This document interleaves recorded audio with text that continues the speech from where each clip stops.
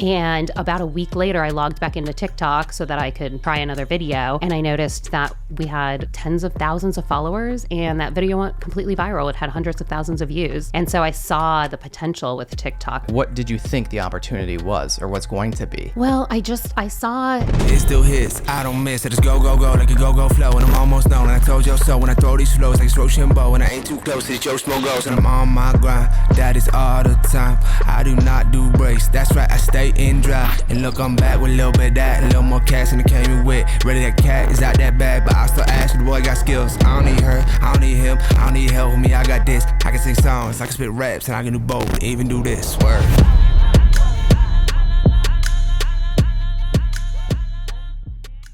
This episode is brought to you by Sweat Tent, the pioneers of the portable wood-burning sauna.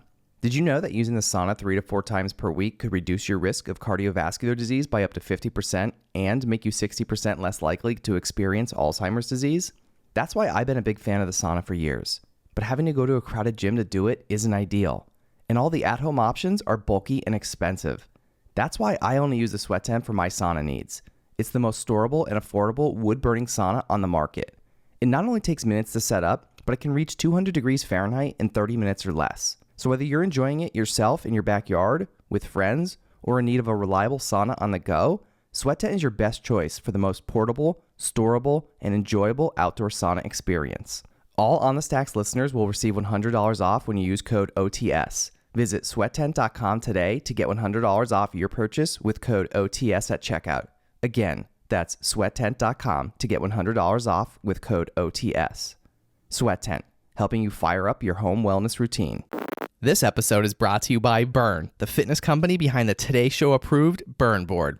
If I'm being honest, working out can be a real chore, especially as a new dad in desperate need of sleep and cardio. Burn is founded by NEPA native Jimmy T. Martin, and his Burn board offers a low-impact core and cardio experience unlike anything I've done before. They have hundreds of on-demand workouts that are great for beginners, seasoned athletes, and out-of-shape podcast hosts who love supporting small businesses. My wife and I use it pretty frequently throughout the week, and it's honestly a great way to burn a ton of calories without burning a ton of cash. Not to mention, it's a great tool for skiers, runners, wrestlers, and hockey players. Jimmy is offering all On The Stacks listeners 15% off when they use the code STACKS15. Visit theburn.com today to get 15% off your purchase with code STACKS15 at checkout. Again, that's theburn, THEBRRN.com to get 15% off your purchase with code STACKS15. It's time to get on board today with Burn. This episode is brought to you by Kavanaugh's Grill, one of my favorite places to eat and drink in NEPA. They've got one of the best outdoor patios with 13 TVs and over 20 beers on tap. You can also dine inside at this cozy Irish-style pub where your beer never goes empty. Did I mention how delicious their food is? Their in-house smoked brisket, barbecue ribs, and wings are to die for. So grab your friends and have a drink on me at Kavanaugh's. Mention code STACKS for one free draft beer with purchase of any entree when you dine in. Located at 163 North Main Street in Mountain Top, Kavanaugh's is open at 4 p.m. during the week and 12 p.m. on Saturday and Sunday during football season. Dine in today at Mountain Top's only Irish-style pub. So, William, what are your intentions with our mommy? I'm interviewing her for my podcast. To leverage our queen for clicks? What? Trying to grease your follower account with our mommy's clout? Girls, I'm just trying to share her story with my community. That's all. Interesting. I didn't know bots could listen to episodes. Final questions. How many questions are there?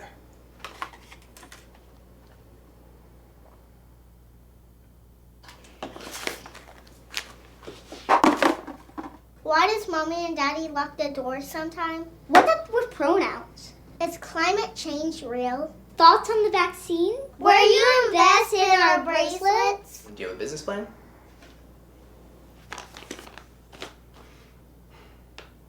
Our sentence would be untouched.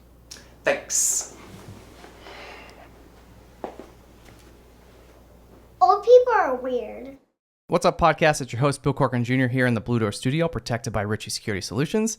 Adrea Garza, welcome to the On the Stacks podcast. Hey, Bill. Thanks for having me. This is a long time coming. Yeah, it's been years we've been talking about this. Jeez, for like forever. Yeah, at least And a month. Yeah, and welcome home, by the way. Thank you so much. Good to Yeah. be here. The gray skies welcomed me this morning. Yeah, I know. We had a little rainy travel, Yep. right? But we made it. Coming rocking the sweet On the Stacks. There we go, the bracelets. Bracelet set made by Coco Haven. Love them. Mm-hmm. And we'll be talking about that soon. But I'm going to have to steal those off you. Yeah. Well, I actually made them for you. Oh, okay. So All these right. are a gift to you. Appreciate it. Yeah. Yeah, I love it. On point branding. Thank you. It's great. You nailed it. Thanks. Yeah. So, you and the girls, the kids, you guys have quite the experience, quite the story, right? Of everything that you've done over the last few years. So, but I want to go back a little and talk a little bit about Adrea, right? Yeah, sure. And, I think a lot of people, some people watching now, obviously that know us know that we are family, actually, that we are first cousins. We are first cousins. And, so we'll plug that a little bit too. But yeah, so let's go back. You've traveled a lot after college, right? You worked in the pharmaceutical world, Mm-hmm. and now you and the girls, the kids, are content creators, TikTok. Take me back to before content creation. Sure. Yeah, it's insane. Grew up here in northeastern Pennsylvania, went to Wilkes University for college, and then I graduated and got my first big girl job down in Naples, Florida. So I moved there. Oh, let's see. Gosh, it was probably 2006.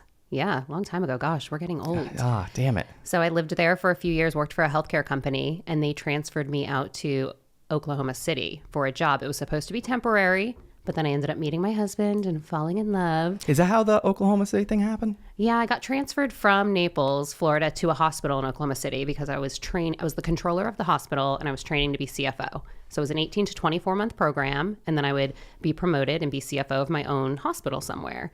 And right around the 12-month mark was when I met my husband. So about a year later, when they wanted to transfer me, it was one of those big decisions in life where there's the fork in the road and you're either going to say bye-bye to the love and get transferred or stay. And to be honest with you, I did not love that job. That was not my passion at all. It just paid the bills at the time. And so it's kind of an easy decision, honestly. And I decided to stay in Oklahoma, and I had left that position and ended up getting a job in pharmaceutical sales in Oklahoma City so that I can stay in Oklahoma. Got it. So is that what you wanted to do, was pharmaceutical? I always wanted to do pharmaceutical sales because that is what our grandfather did. That's right. And so from talking to him, I was the oldest cousin, by the way, everyone. So I was the leader and the boss. Yeah, thanks for throwing that in there. Yeah. And so he did that, and I thought it was so cool. And I always looked up to him. He was a great businessman. And so when it was time for me to make a career decision, I went to him, and it was actually kind of crazy because, he retired, but when we were little kids, so we didn't really get to see him as a businessman very much. But in my time as a pharmaceutical sales rep, I had still my maiden name, which was Define, and that was our grandfather's last name. And so many people knew him still in the pharmaceutical business. When I was working, they would be like, "You don't happen to be related to a Dave Define, do you?" And that's our grandfather. And I was like, what year was that? That was probably 2000. Let's see, I got that job in 2010 or 11, I want to say. So probably 2011, 2012. And he retired. I don't know In the when 90s. he retired. It was somewhere. We were young. Yeah. Wow. So yeah, still 20 years later, he was still, his reputation, I guess, just, he still had plenty of people that were, I guess, young up and comers when he was in the business, and he was the old, businessman they looked up to. Wow. And, That's wild. Yeah. So That's it was pretty crazy, full circle family moment there. So what did he talk to you about? When you went to him kind of for this life advice, career advice, what did he say? Yeah. Well, I do have to admit that he was a bit of a chauvinist. He was just born, in a different time, and he thought men kind of ruled the world. And so I liked to prove him wrong. And then I will say, once I became a pharmaceutical sales rep and followed in his footsteps, I did hear that he was often bragging about me to other family members. So that made me feel good. But yeah, he just gave me the advice of get a 4-year degree in whatever it is that you want to get your 4-year degree in. And then we can kind of work together to see if we can get you at least an interview or something, because the pharmaceutical business is hard to break into. It's one of those things where you got to know someone to get the interview. Okay.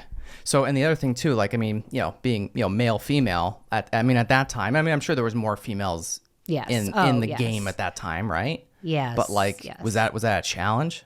Yeah, I think honestly, the hardest thing about being a female working in that kind of business especially, but probably any industry really, is that if you're the mom and they know you're the sole provider, they're going to hire a man over you because they know the man's going to be able to put in more hours because the mom's going to be the one to pick up the kids from school when they're sick. The mom's the one staying home with the kids when they're sick. They know 99% of the time it's the mom doing that. So if it gets down to a man and woman in the final interview, I feel like the man tends to get the job, unfortunately.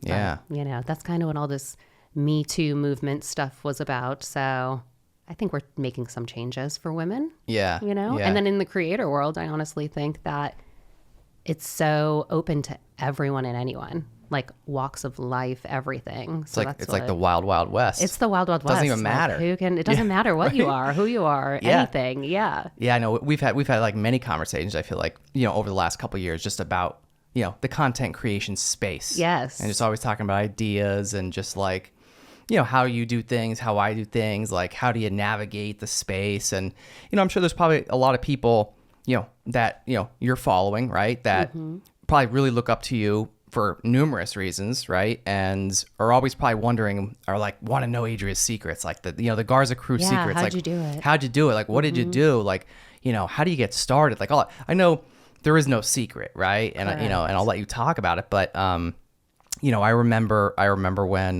you dressed the girls up. I'll never forget because I actually wrote a little article on. If you Google on us, it still pops up. It does. I still that article still gets hits like all the time. There's still traffic on my website like on a weekly basis for that. Yeah. And what was that? What year was that? That was 2020. It was during the election. Okay. That's right. Oh, that's right. Yeah, duh. Because you dressed them up as Trump and Biden. Yep. It was the 2020 election, and we had started TikTok earlier that year. And I dressed them up every year in some kind of crazy Halloween costume. So that's been something I always did anyway. But it was prime opportunity to dress them up as Trump and Biden, get a little laugh because, tensions were so high at that time with that election. People were so divided and split. Crazy. And still are. Still are, 100%. But yeah, so it was just a way to kind of throw some humor into the whole political landscape at the time. And yeah, that was probably still to this day one of our most viral things we've ever done.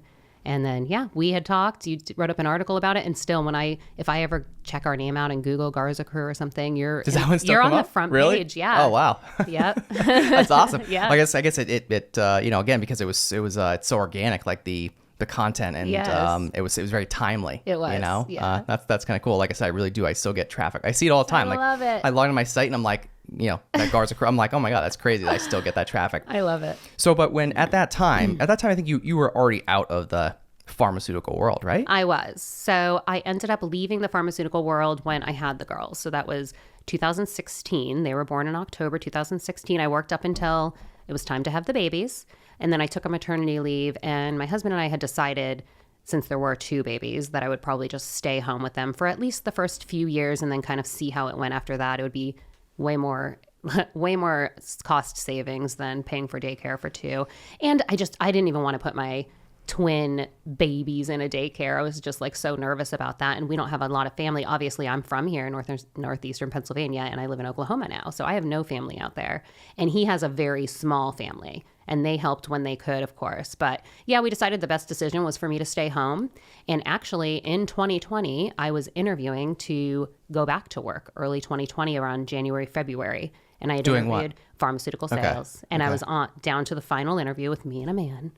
And now I am a mom, so I kind of knew the writing was on the wall. Yeah. But before they ever even hired anyone, COVID happened, and they put a total hiring freeze on and just said, we're going to pause and see kind of what this COVID-19 thing is about. And then, obviously, we started TikTok in March or April of 2020, and the rest is history. We took off, and I was like, shoot, now I don't even have to go back and do pharmaceutical sales because now I'm a full-time mom, content creator extraordinaire. Yeah. So what prompted you really to start it? It was, my girls were 3.5 and they were in a Mother's Day Out program at the time. So they would go for a half a day to a little church that did a Mother's Day Out program. And if anyone on here has kids or anyone listening has a 3.5-year-old, God bless you, because that was literally the hardest year for me, was 3 to 4. And having 2 of them was insane. So they ended up staying home with us, or staying home with me. My husband still continued his job during COVID, and I was trapped in the house with 2 little terrorists. And I was just trying to find anything to like put some kind of structure in the day. So I saw J-Lo. It was the Flip the Switch trend was trending, that Drake song. That's and it was J-Lo and A-Rod, and they switched places. They were dating at that time. And I thought, oh, that'll be fun. I'll do it with Haven and Koti and have them switch places. So I downloaded TikTok just so we can do that one trend. Koti was not cooperative that day, so I did it with Haven. I only did it so that I can save the video and then go post it on my Instagram or my Facebook, where I had, a few hundred of my family members and friends following, and that was it. And about a week later, I logged back into TikTok so that I could, try another video. And I noticed that we had tens of thousands of followers, and that video went completely viral. It had hundreds of thousands of views. And so I saw the potential with TikTok, but really it started as just passing time with my girls to try and do something to create some kind of schedule in our routine while we were all stuck home. Yeah.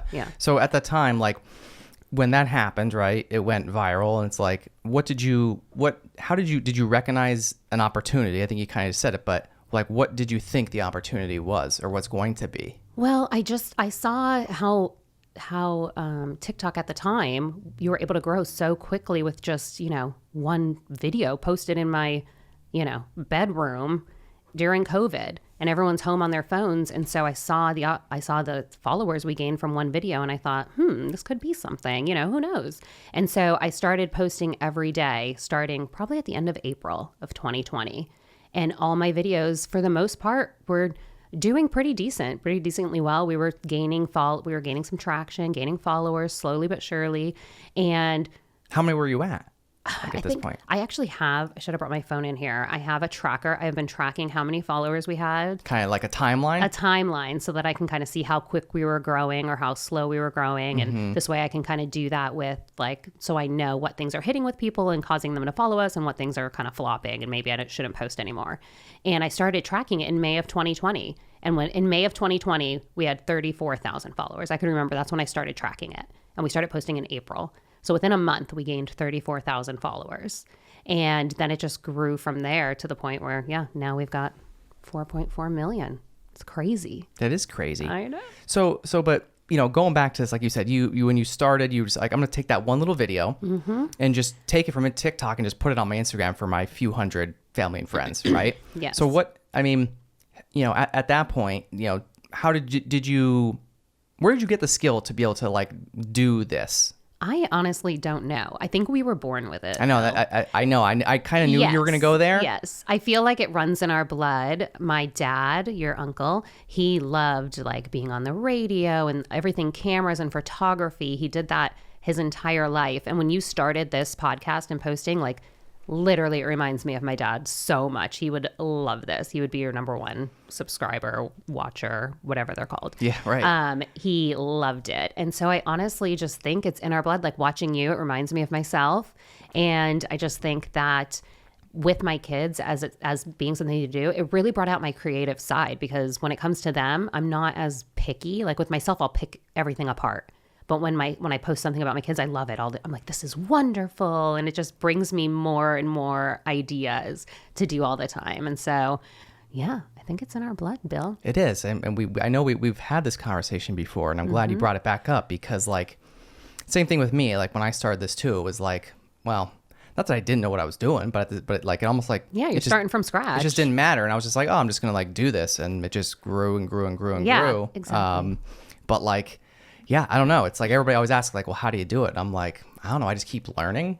Exactly. You have to keep learning as you go. I was just looking around your studio when we came in, and I thought, oh, I really want to get a higher end camera. I really love your setup. And you just had, and I was going to ask you even before we started it, how did you figure out how to do all this? It's switching the knobs over there to adjust our ears, our headsets, and everything like that. And then I thought it's the same exact thing I did. It was just posting every day and learning, and just learning from mistakes and growing. And then, Yeah, I think part of it is just the resilience of it all, because there's definitely like, it's a roller coaster ride, you know, when it comes to content. And you could spend a lot of time, like we can do this podcast and it totally flops. And it's like, oh God, what a waste. Yeah, you never know. You never know. You never, all the things that you always try to plan out, thinking like this is Yes, this they're is the it. ones Like that this is flop. the one. Yes. Every time. Yep, Every and then time. it's the silly little video you upload. That's a piece of took shit 5 that seconds. like that you just like you didn't even care, like Yep. one take. This sucks. Yep, and it goes boom, mega viral. Yeah. It is. It's so funny. But like again, just back to like all this stuff. Like I always tell people too, because people that either are just starting out or maybe are a little bit further along, but not really far along. Like a lot of people will like look at my setup and look at me and look at what I have and where I built this, and it's like people don't. If you don't know me, like you, for example, right? But people don't know. Most people, a lot of people don't know me from day one. Yes, right. And exactly. you know, that was 3.5 years ago or something at this point, and it's like. It wasn't always this nice. Exactly. I didn't keeps have this building building. up. I mean, if you know? you go back, I do this sometimes and it's kind of embarrassing, so I don't recommend it. But if I, I know what you're gonna say, scroll me back too. on Yeah. my page Yeah, don't and do see it. the videos from the very beginning, they are so cringy and terrible. And times have changed too, and technology's advanced a little bit, so I can use that as an excuse. And I learned TikTok a little better, you know, but yeah, it's so embarrassing looking back. And people don't realize that. Like, I didn't just gain these followers overnight. We have been doing this for 3.5 years now. Right. Consistently. That's the other thing too. Like, again, like same thing with me. It's like, I always say, whenever we talk about this, I'm like, please just don't go back to listen to my first, like, like 50 episodes or so. Like, it's just like, cringeworthy sometimes. Yep. But hey, like that, I think that's why too, like why somebody like myself or you have been successful, because you know, at that time, like it was good, right? Or good enough. Yeah. And, you know, you just did it and you put yourself out there. Yes. And you took the chance. That's it. Yeah. And you just stuck with it. I totally agree. The number one thing I tell people who want to do content creation is consistency.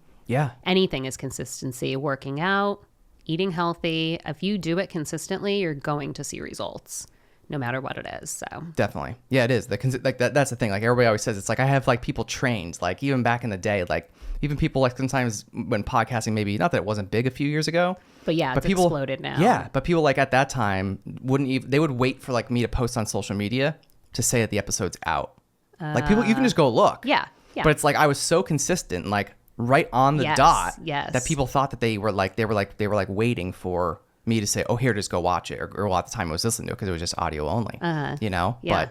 But yeah, people learn. Yep. Like they learn from like what you're doing, and like then they expect that from you. So it's like, oh, his podcast drops at this time on this day, and they could just go tune in without even you posting and plugging it at all. Yeah. Which is like, you know, it's also like a good and a bad thing, because then I feel like, you know, the pressure. You have to make sure you get it posted at the I mean, and not only that, but like just the level that now we create content. Absolutely. Right? Like, you know, for me, I went from just this used to be audio only, no video. Now we have 3 cameras, 3 angles, like YouTube, the whole bit, which we didn't have. And like same thing for you. It's like now you feel like you got to push out content. And a lot has changed for our content, I will say. I've learned over time, especially because my kids are in it. And I've learned over time just like things that I would post back when we had just family and we were posting on Instagram, or when TikTok we first started posting. I can't post today because our following is so big that it could be perceived in the wrong way. And I'll give you an example that just happened. The girls' first day of school. Ever since they started their Mother's Day Out program when they were 2 or 3, they take a first day of school picture. And the very first year they went to school, Haven was upset, didn't want to go, and she bent over and showed me her butt. And she had a diaper on and a little pair of shorties, and she was 2, and you see her little wrinkly fat thighs, and it's adorable. And Cody's laughing.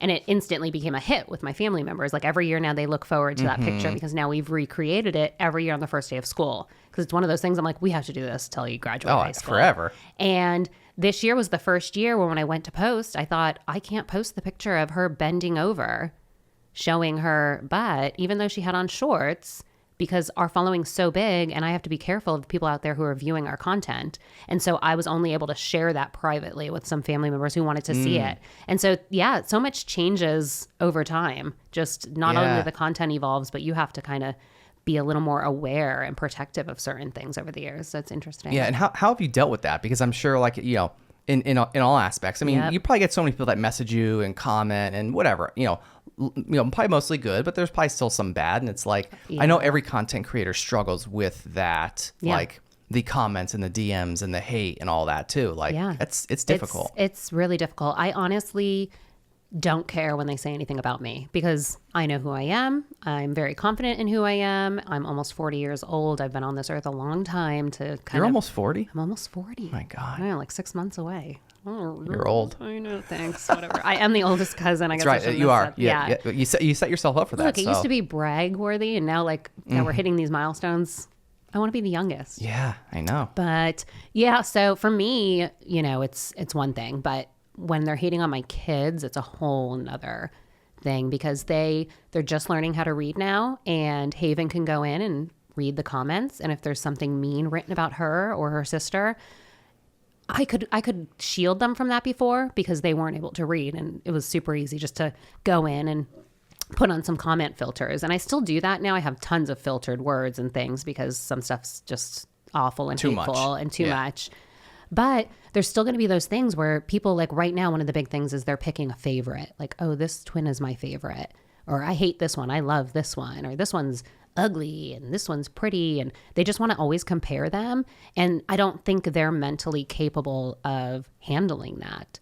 So honestly, there probably will come a point where I'll just have to turn off all my comments.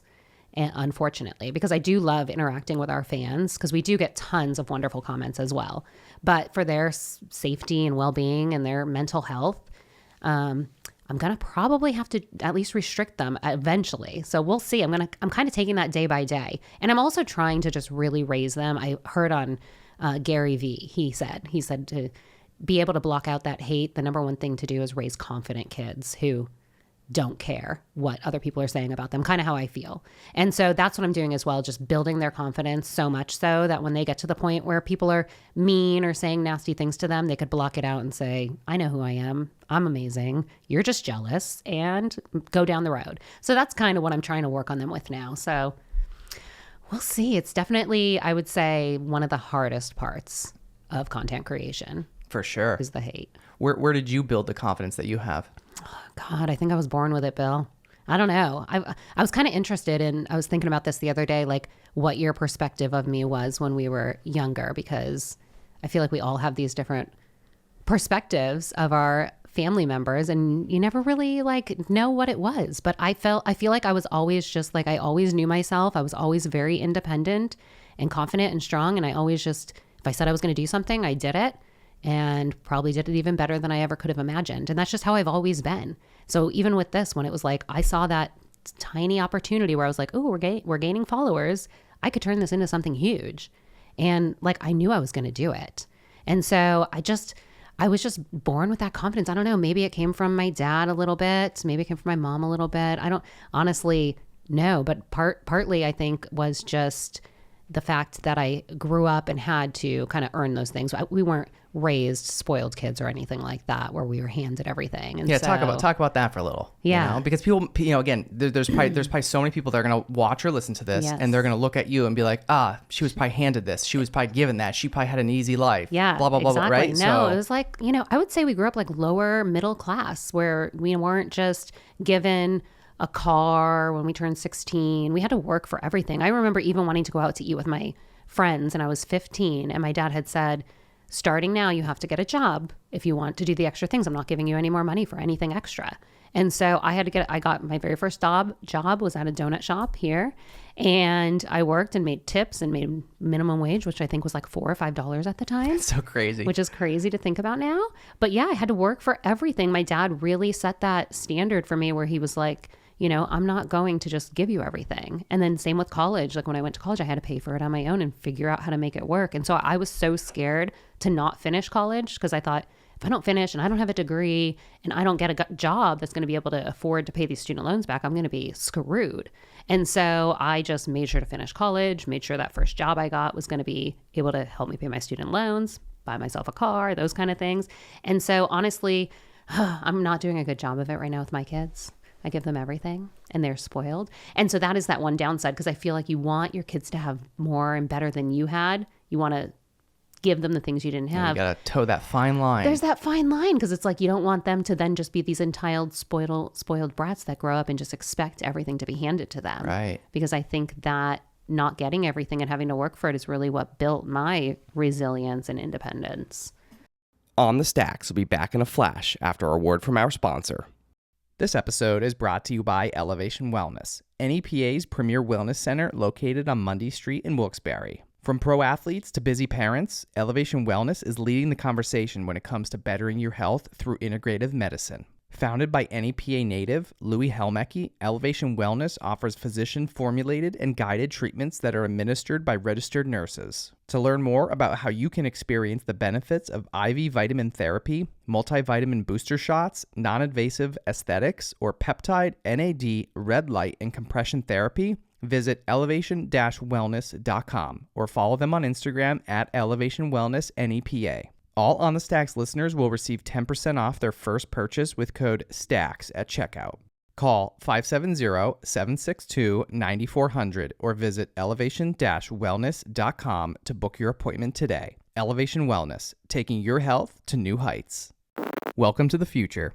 While you're hearing this ad in the present, the Center for Technology Innovation at Lackawanna College is preparing students for the jobs of tomorrow in the world of advanced technology. The Center for Technology Innovation will offer undergraduate degree programs, corporate training, as well as short-term stackable certificates in areas such as robotics, cybersecurity, electric vehicles, virtual reality, and artificial intelligence. Based at a 90,000 square foot facility in downtown Scranton, Pennsylvania, the Center for Technology Innovation is located 2 hours from the major cities of New York, New Jersey, and Philadelphia, and is just 15 minutes from a commercial airport in a region thriving with tourist attractions and a vibrant restaurant, educational, and cultural scene. Lackawanna College is a proven industry-leading innovator.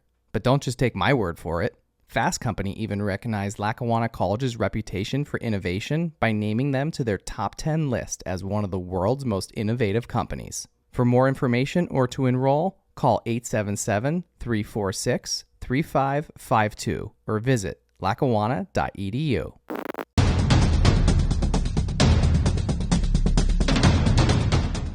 My greatest honor is receiving the trust of a family who has lost a loved one through the fault of another, or receiving a call from someone who's been seriously injured and asking me to go to battle on their behalf and to receive the monetary justice they deserve. To learn more, visit Anzalone Law offices online at anzalonelaw.com. And now we're back on the Stacks. So Yeah. So we're going back to like your question. You're like, oh, I wonder what he thought of me. Like, like this is what I thought of you. Ready? One word. Okay. Badass. yes, I love it. Right? Yes. Like I think it was that was it. Like that was it. Thank you. That was it. Yeah. That's what I thought of myself too. Yeah. Yeah. And I don't remember what year it was. I mean, I could probably Google the song because I think I can probably remember it, but I don't think I discovered who Jay-Z was until like I think I heard you listening to Jay-Z. I think it was you and Derek. Cool. You probably won't even remember this, and I don't know how it's like I one of remember your this. core memories for some reason. Remember when we used to live on Melrose Ave? Yep. I don't know what the party was, but we Probably you know, Super Bowl. something. That's gonna be my guess. No, it couldn't. It wasn't because you were outside. Oh, okay. So like, So it was so nice. yeah, but again, I don't know what it was, but it was something that we were outside out front, and I remember. I don't know whose car it was, but I just remember.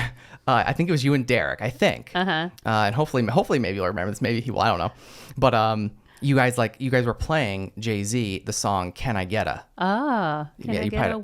Right. Yeah. Yeah. So I don't remember this. Right. Yeah. For some reason, I did. It just stuck in my head. I remember they had like the car door open, and I was like, because you're a little bit older than me. We're talking about that again. Right. Sorry, I'm gonna keep bringing this up. You screwed yourself there. You did. I did. That's all right. Yeah. Watch what you wish for.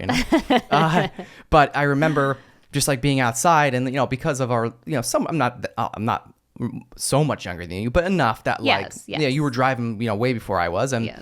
you were playing Jay-Z in the car, and like I think the car door was open. It was like real loud, and you guys probably thought you were like cool, hot as shit, totally, and you were, right? Like Yeah. and but I just remember hearing the music, right? And I'm like, oh, I like that music. Yeah. And I was them. God, I don't even know. Like I was probably like 10, 11. Yeah, because Like that was I think we're about 5 years apart. Yeah. So I'm 34. Yeah, I'm 39. Yeah. So I'm looking that up because I want to see the Jay-Z song. Yeah, what year it came out. Yeah, I think it was. I want to say it was like 99. Yeah, If I had to was guess. 16. Let's see, Jay-Z. I don't. let's see. I got to find this out. Because it had to have like probably just came out.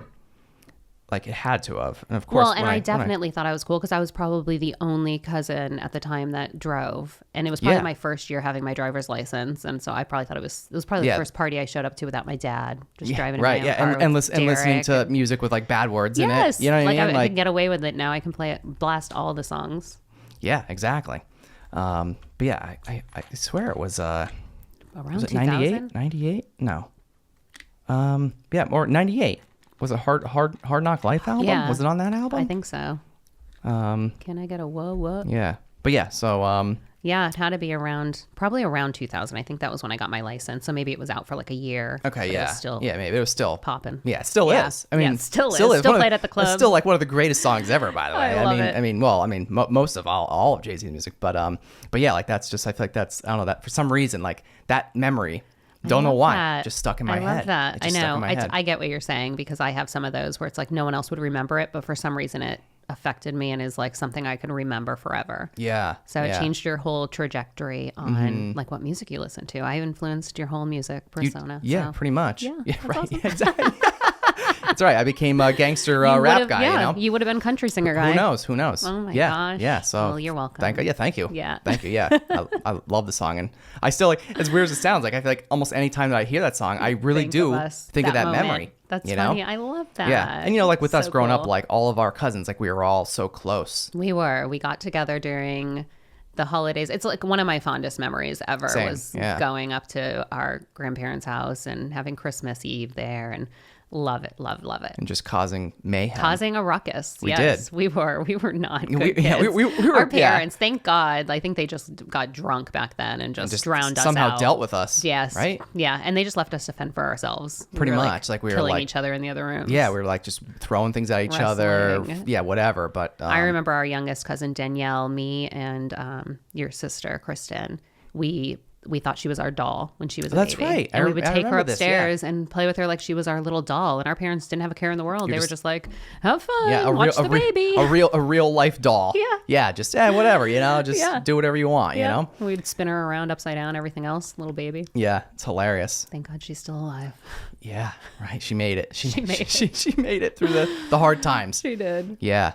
But no, I mean, same thing. I even remember like my sister too, like I feel like a lot of our cousins probably like looked up to you, maybe because you were the oldest. Yeah. I'm just gonna revert back to that like badass, like yeah. I'll say like a confident like leader type personality. You. Yeah. So I think my sister and I think probably a lot of the cousins, at least there's I forget what the age gap is from the oldest to the youngest. It's probably got to be 10 like years. Is it 10? We is all it 10? I thought it was a little bit more. And I just looked this up recently because I think Danielle she's the youngest and she turns 30. I think this is the only year we will all be in our 30s. Oh, wow. There's 1 year period of time where we're all in our 30s and then. That's crazy. Yeah. And all of our parents like plan to have all of us like the same time, right? Like they had I'm actually pretty sure they did. Yeah, they planned it. Like they actually did. Yeah, which was right? perfect. I love that we had like such a great bond and so many cousins around and stuff because that's the whole other thing with like now we're all spread around the country. Yeah. And so it's like I feel like my kids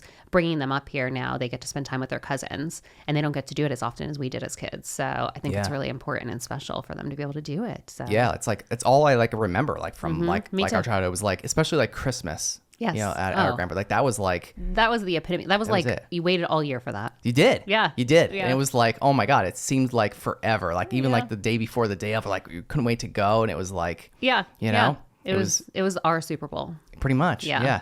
And then we had a Super Bowl party. Yes. It was always at your house. Yeah. My mom's thing. We always hosted the 4th of July party at my dad's house because we were in Kingston. Yeah. Where the fireworks are at Kirby Park. Do they still do them there?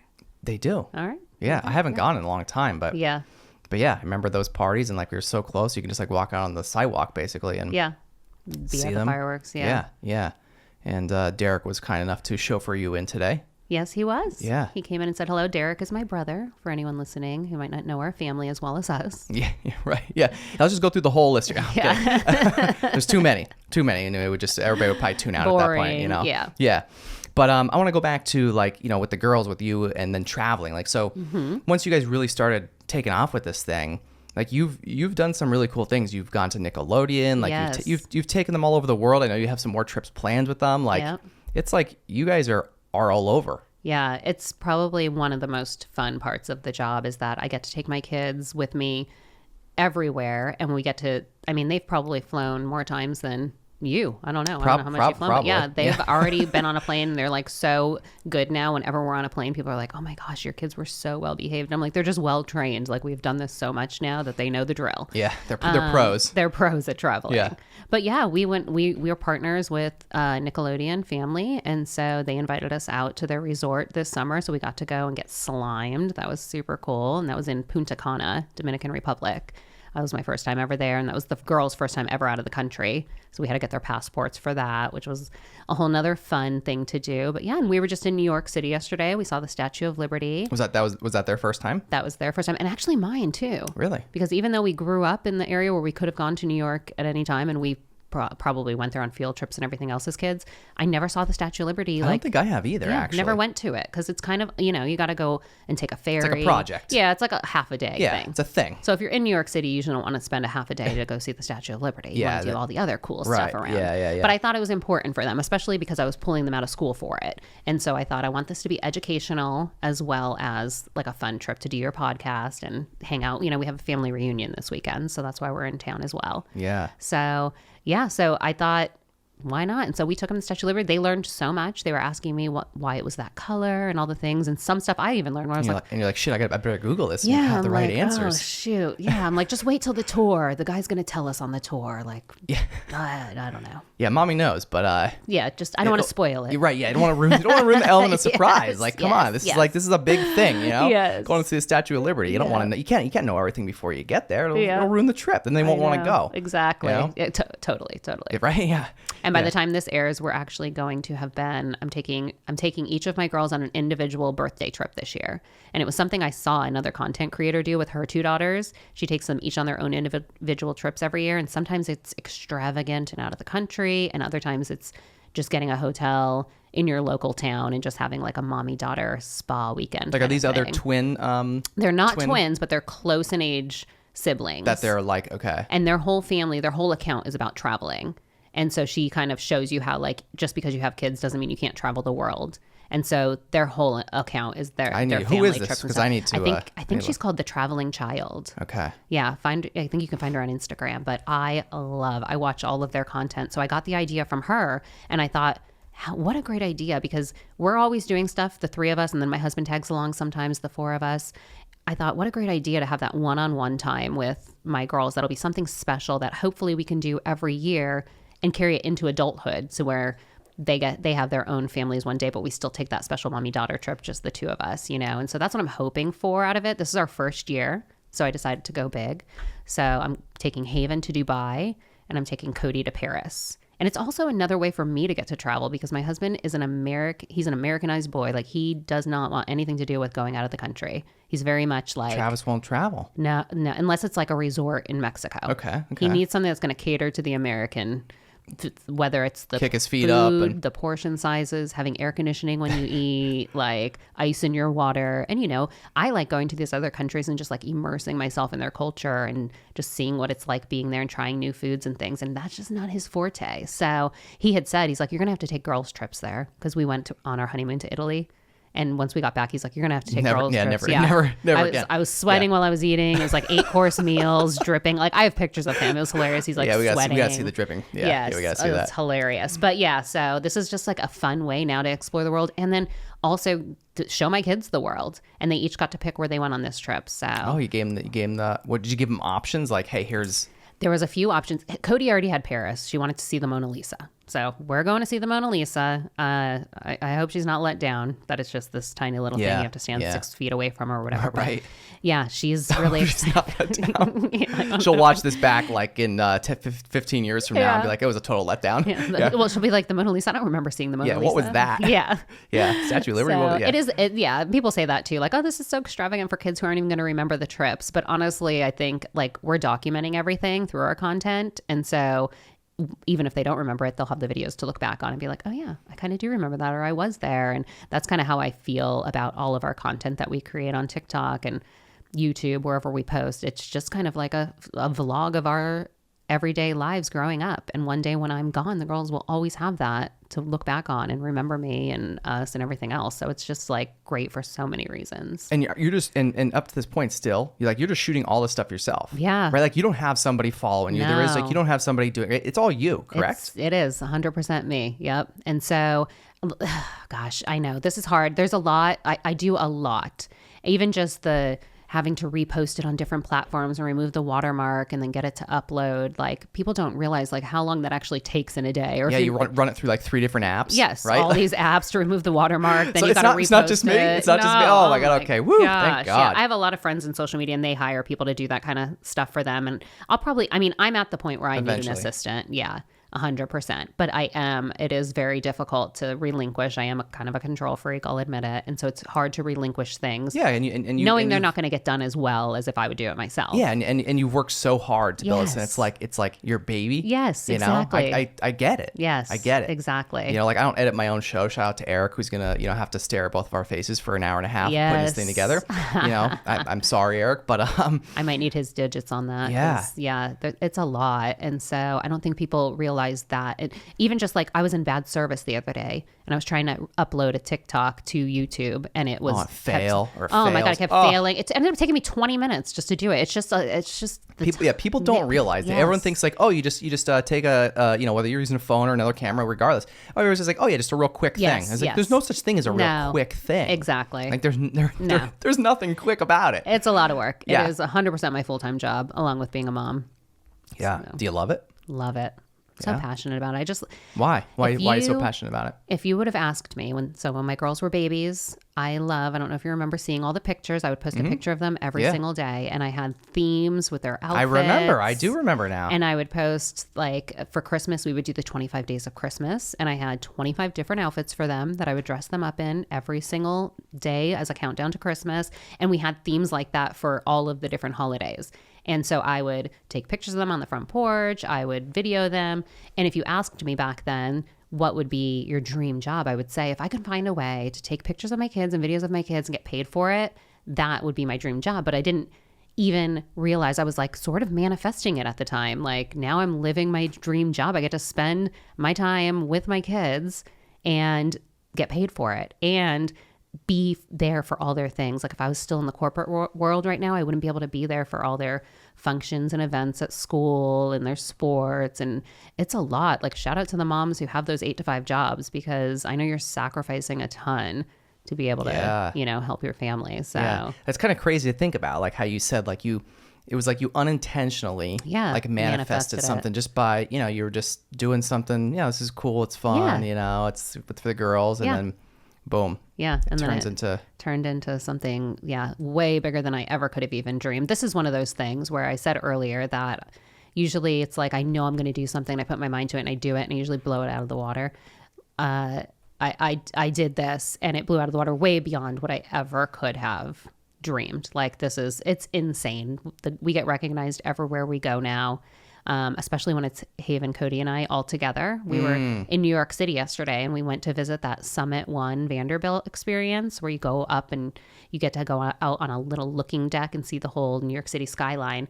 And there were people coming up to us there asking for pictures. And so it doesn't matter where we are in the country. People are constantly coming up and just recognizing me and the girls. And it's like so fun but insane at the same time because it's learning like, oh gosh, how do I manage this? Like how do you like what is that like when you're out? Obviously it probably happens more so in your hometown, right? Back home, like your second hometown. Right? Exactly, my new hometown. But like it probably happens there. I would imagine regularly.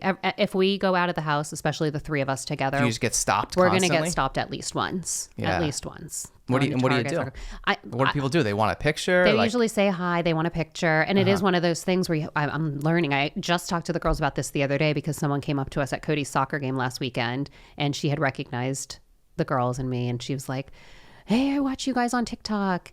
And we all just were like, hey, thank you. Like, we don't know what to say. What do you say? We watch you and we're like, oh, thank you. And so usually, and our audience, I will say, our main fan group is younger girls. It's like 90-something% female, probably between the ages of 9 or whenever somebody gets social media, up to 17. So if I see a young girl in that age range kind of looking our way, usually I know she recognizes us, and to drop the wall down, I'll kind of wave or smile or something and let her know. Kind of invite them over. Yeah, like, hey. yeah, let them know they're not disturbing us or anything. Like, we love to take pictures with our fans. We love when people come up and recognize us. And honestly, the girls don't know any different because this happened when they were 3. And then after COVID was over and we were allowed to go out into the world again, people were recognizing us. And so it's totally normal to them. Wow. Like, they'll walk by now and they'll be like, oh, that girl knows me.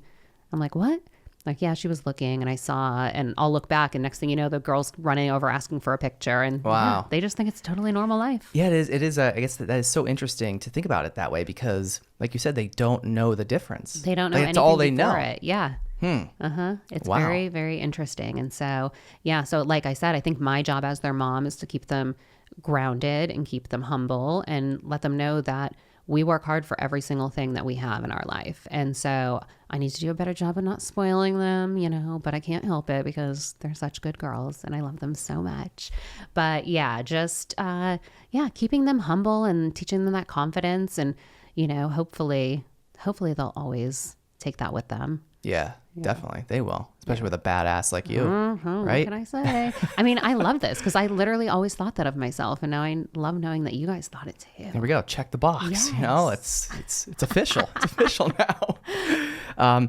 But yeah, so you talked a little bit about like, you know, going on these trips and traveling. And I kind of said like, hey, like you do all this stuff yourself. Like you don't have somebody following you. Like it's not like a reality TV show, right? Right. But maybe at some someday, point, right? yeah, I mean, is that something that like you think would be something that you're going to do? Future. Yeah. I mean, if the right opportunity presented itself, we'd totally be open to it. We've had a few things in the works and we might have some more things in the works. Can you talk about any or just nothing's set in stone yet, nothing that I could really expand on yet, but some different networks, maybe some different opportunities. If you see us on a reality show in the next year, don't be surprised. So yeah, it's something I'd say my biggest must have when it comes to reality TV is making sure that we're portrayed correctly in our true image. Yeah, because how do you I navigate know that? I think you have to have some kind of, in the contract, you'd have to have some kind of like, I don't know the right wording, Jimmy would be better at this, but like executive producer, some kind of producer role or something where you can kind of void or veto certain edits and kind of get to see things before they air, because I know how that can get twisted on reality TV and they can make someone look totally different than they are in real life. And again, don't care about myself, make me whatever you want, but I wouldn't want my girl's image ruined because of something that I decided for them. Right. And at least right now with social media, I've got the control of what gets put out there and what doesn't. And so with a reality show, I'd be kind of giving up some of that control. And you know, so I would just have to really trust the people that we were working with that they weren't going to show us in a bad light like that. So yeah, as long as we can agree on those kind of details, then I would not be shocked to see us on your televisions in the near future. That's wild. Yeah, I know. It's just insane. It's going to be fun. I'm already telling the girls, like, if they put cameras in our car, you can't get in the car after school and be like, I don't know. Maybe that's what they want. That probably is what they want. But you know, like I want to kind of talk about that for a minute because, like, you know, again, everybody sees you and the girls on social media. Yep. Right. But, you know, kind of going back to what we were saying earlier about like all the behind the scenes things that you do just to create the content. Yeah. No one sees. No one sees. Yeah. So like there's probably so much of your life, of everything that you do with the girls that they only see the 30-second finished product. Yeah. Like that's it. And I try to tell people that when they think that they know us and know our life or know me or think good or bad either way about us, I try to let them know you're seeing literally a 1-minute clip of our day.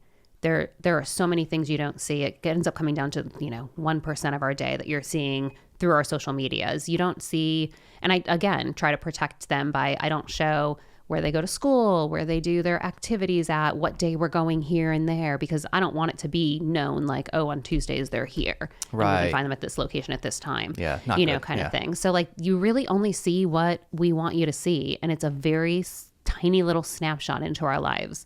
I think a reality show would show the behind the scenes of what goes into it all. Yeah. What do you think that would look like? I think it would be really interesting for people to watch, to see what really it takes to do everything on all the different ends by being a mom. And hey, you still got double duty.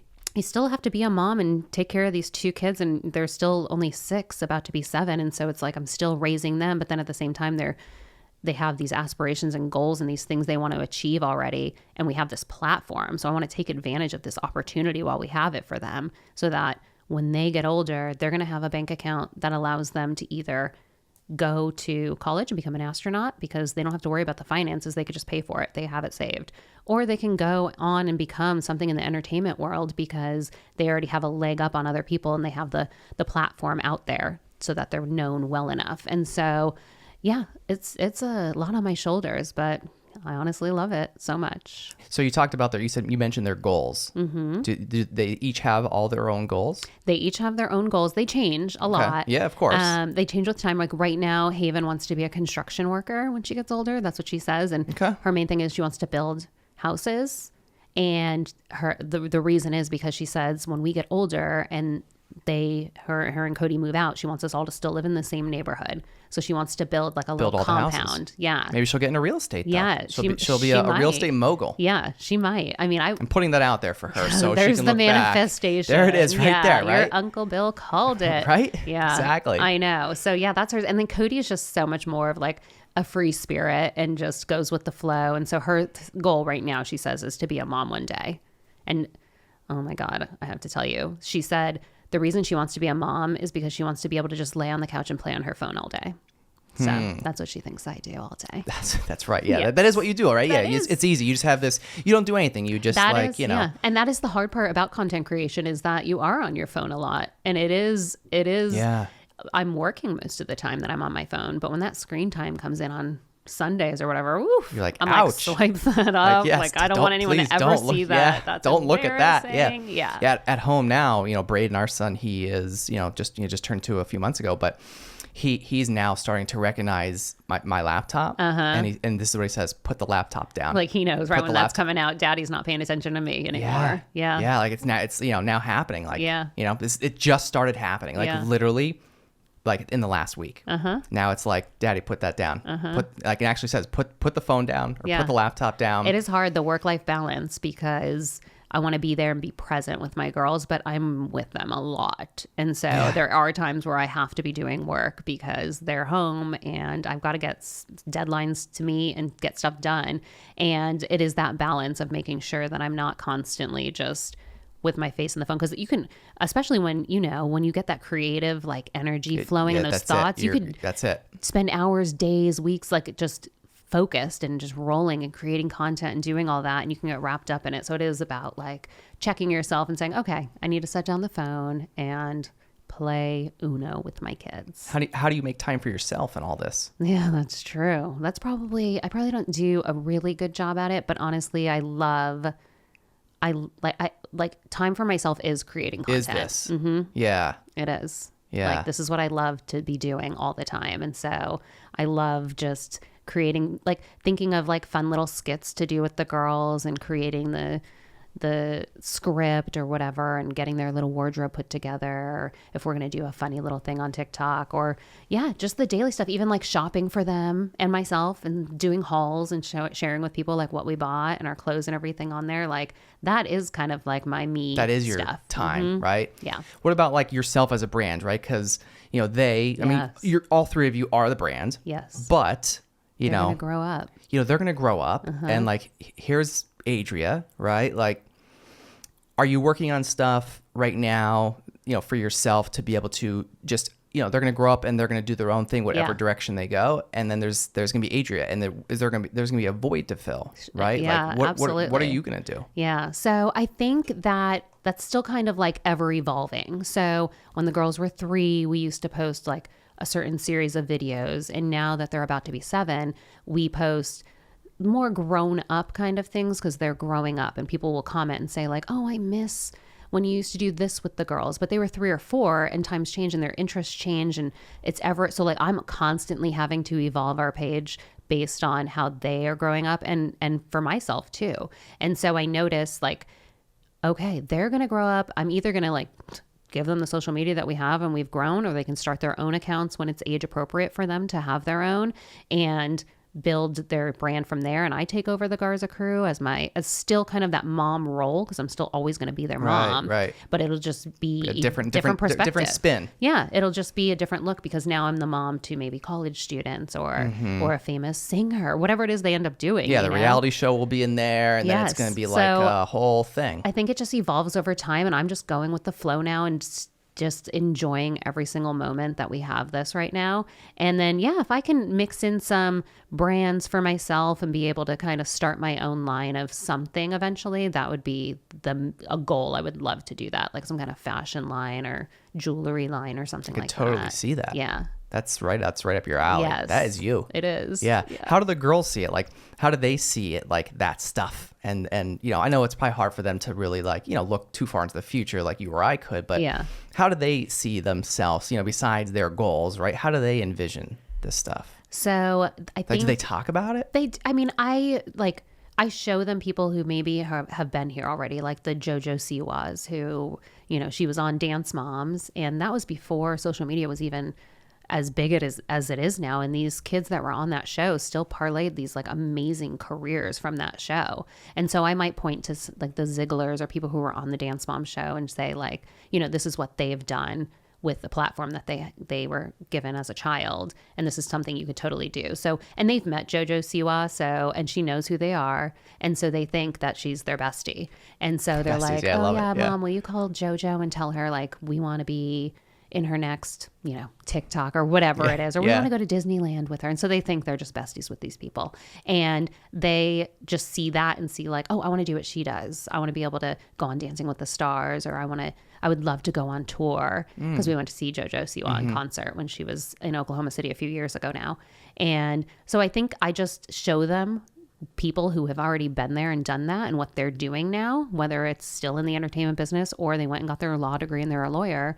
I just show them that. And I'm like, these are all the different things that you're going to be able to do. And the great news is that you get to decide which direction you go.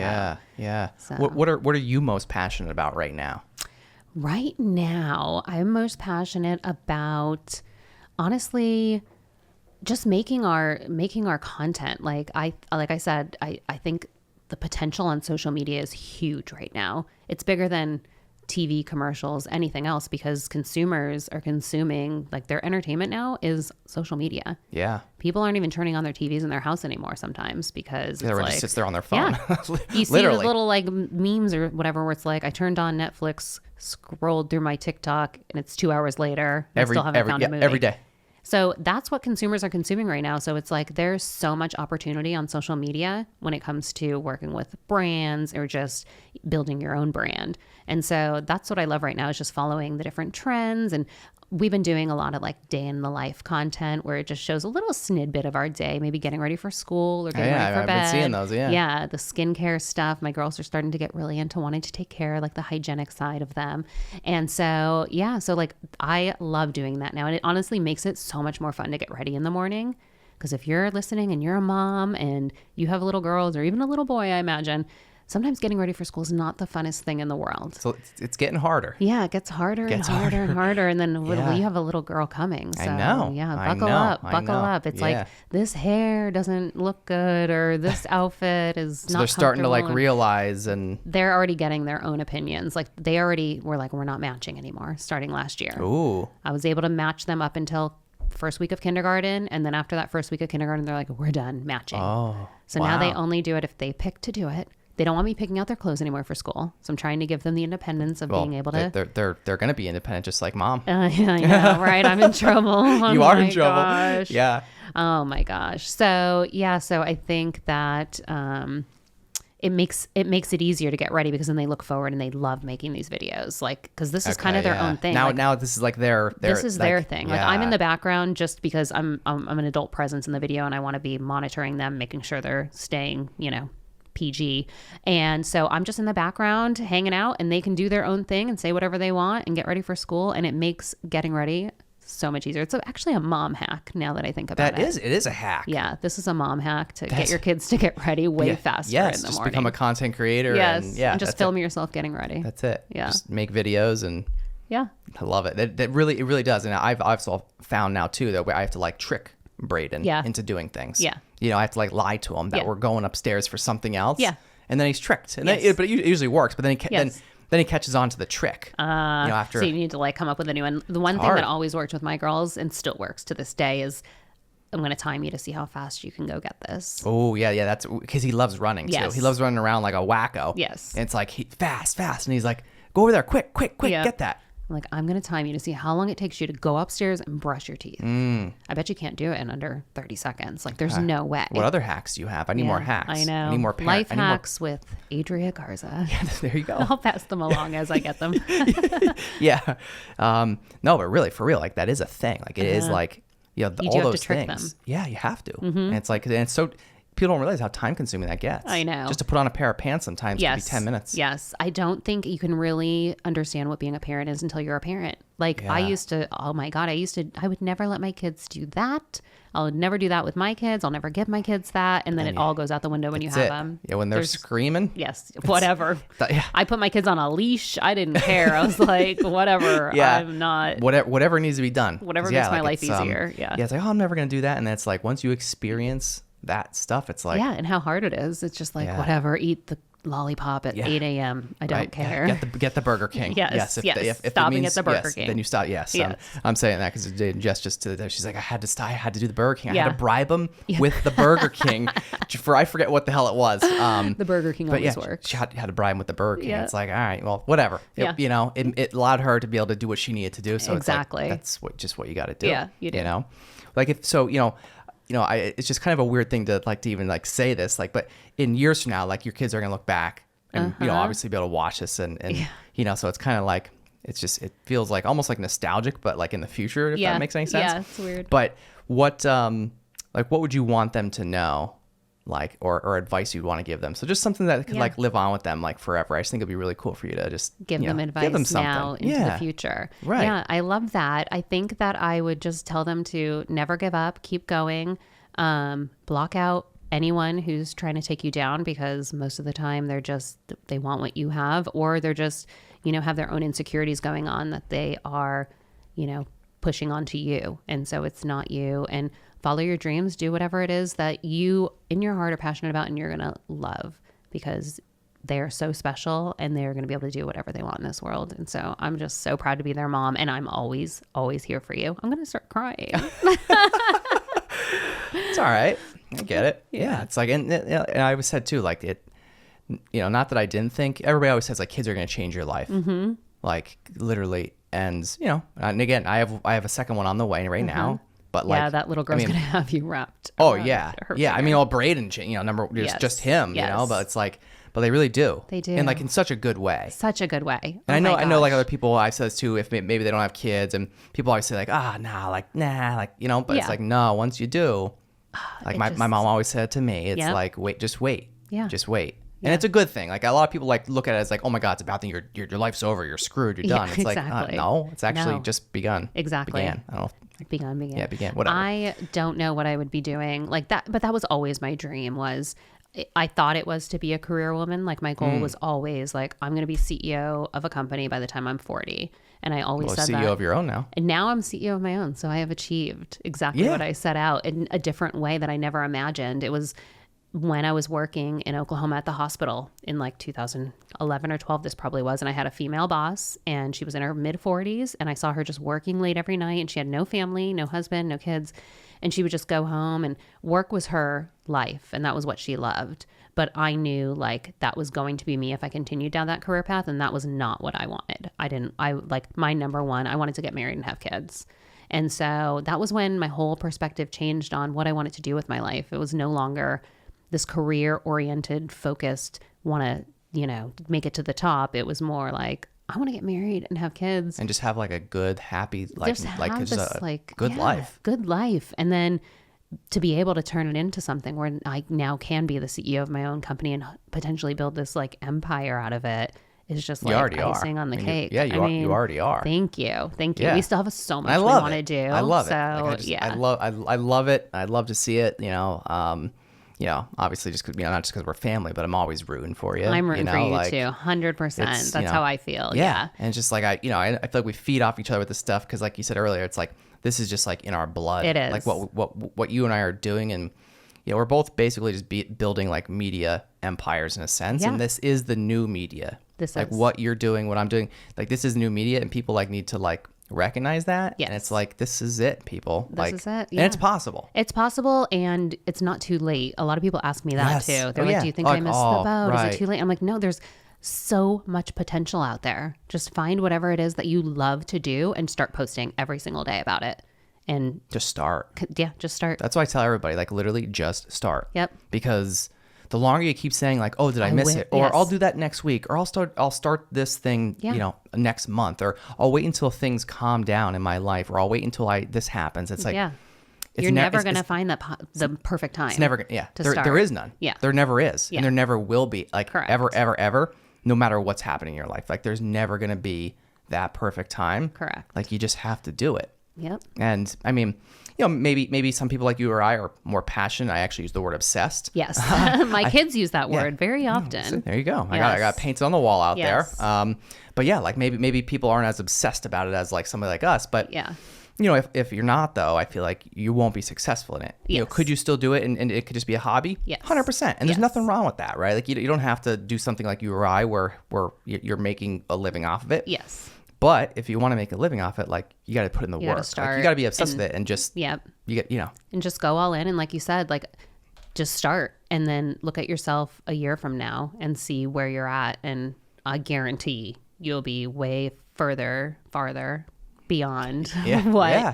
Seriously, yeah. you were a year ago. And you look back, and even like every year I look back, and I'm like, oh my god, even a year ago I was cringeworthy. Yes, me and too. now I'm going into like the fourth year, and Yeah. it's like, you're going to look back at this and it's going to be cringeworthy in Yeah. some way, shape, or form. yeah, we're gonna be cringing at ourselves. I We're mean, gonna probably be like 5 minutes after this is over, but Probably. also in 15 years, we're gonna Yeah. be like, oh my god, Why look did at I us. say that? Look What at the us. heck? Ugh. Yeah. Yeah. So what else are you guys working on? You obviously got the bracelets. Yeah, We'll we've talk got the about that. bracelets, Coco Haven. So Haven and Koti, again, this is just right what we were talking about. They started this as a hobby. I got them a bracelet set for Christmas, and they started making bracelets. And Haven said to me, well, I noticed Koti was wearing all her bracelets and Haven was never wearing hers. And so I'm like, where are all your bracelets? She's like, oh, Mom, I'm not making them for me. I'm making them to sell.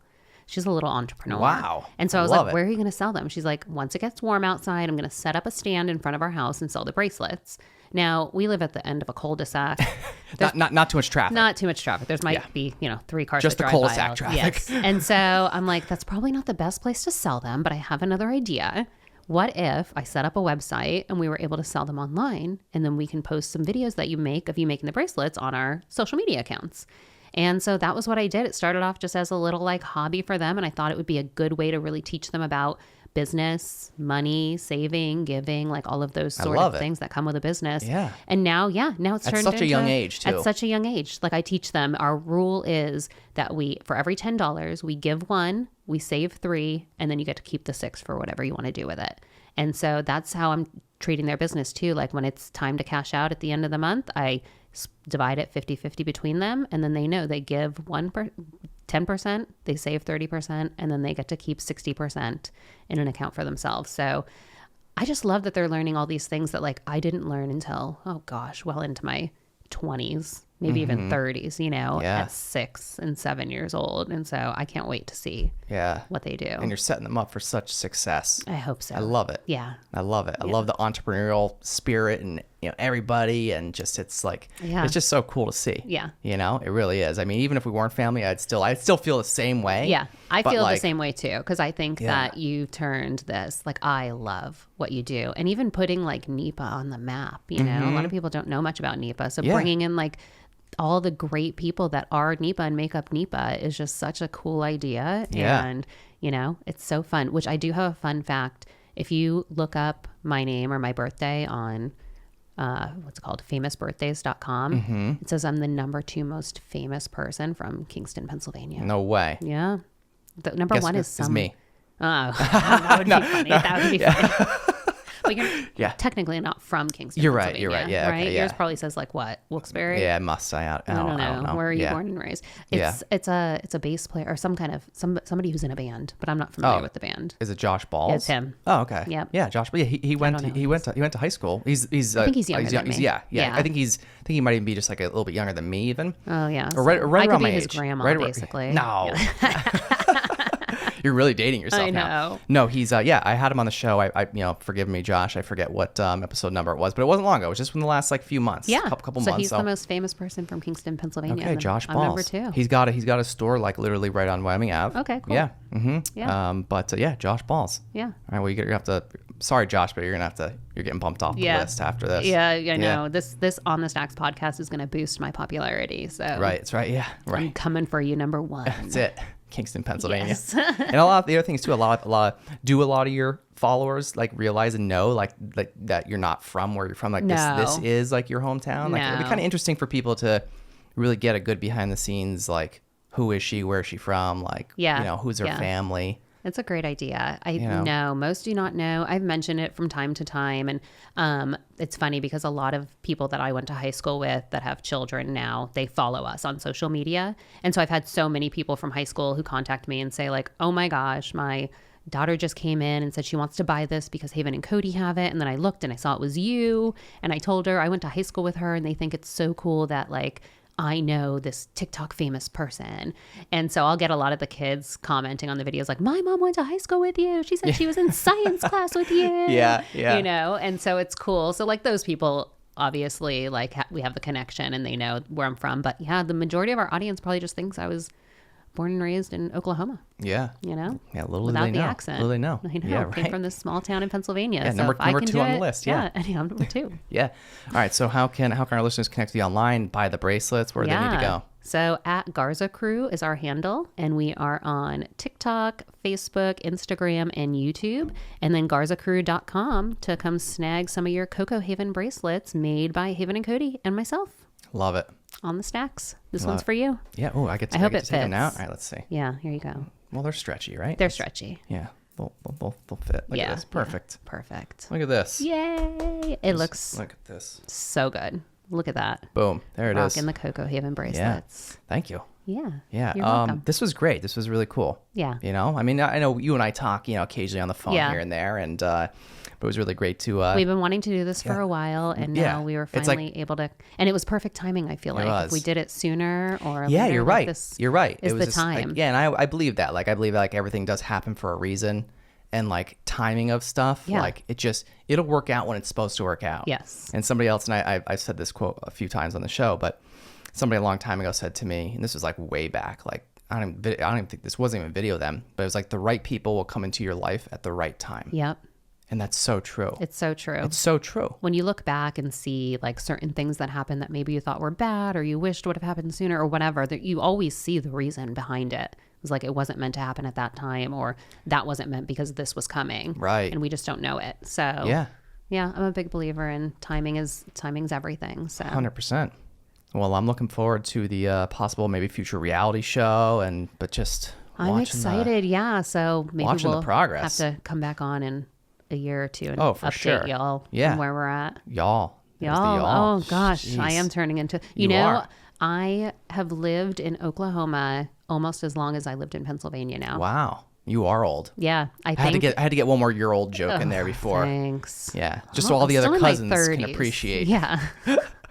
Yeah. You guys better listen to this podcast. If they don't listen, like we're gonna know if they listen because we're gonna get texts. The group chat, cousin chat, will be going off if they listen. And there's gonna be a quiz. There's gonna be a quiz. That's totally exactly what we talked about. Who did we Timestamps. mention? Yeah, right, exactly. Timestamps. At what point did we mention? Danielle. Like things like that. It's all. This is and if not, they're getting axed. Yeah, they're not our They're cousins anymore. out of the cousin crew. Yes, the cousin crew. That's it. Cousin we need crew. to start a new page. We do. Yeah. Cousin crew. Yeah, and I've also been saying we need to make Grammy's sauce, and that needs to be a thing too. By the way, that's a whole nother We won't even- podcast yeah, episode that's a whole- talking about yes. Grammy spaghetti sauce and Ooh. meatballs. Yum. Yum. Yes. Yum. I think we'll just kind of leave it there. Leave people dangling on the Drooling. Grammy's sauce thing, because it's a thing. It's fantastic. It's a thing. Yeah. And it might be a thing. I've thought about it at great length. Yeah, you could totally open a restaurant or bottle that sauce. Yeah, for sure. Get it in grocery stores. That's it. Define sauce. Defines. Mm-hmm. Nobody take that. No, we spoke it here first. That's so right. That's right. it belongs Yeah, to I'll bleep us. that out, actually. No one will know. They won't know. That's what we're doing. All right. Adrea Garza, Garzacrew on the Stacks podcast in the Blue Door Studio. Thanks for joining me. Thanks, Phil. I had a great time. If you want to see more On the Stacks content, subscribe to our YouTube channel at youtube.com/onthestackspodcast or search the hashtag OnTheStacks on Instagram, Facebook, and LinkedIn.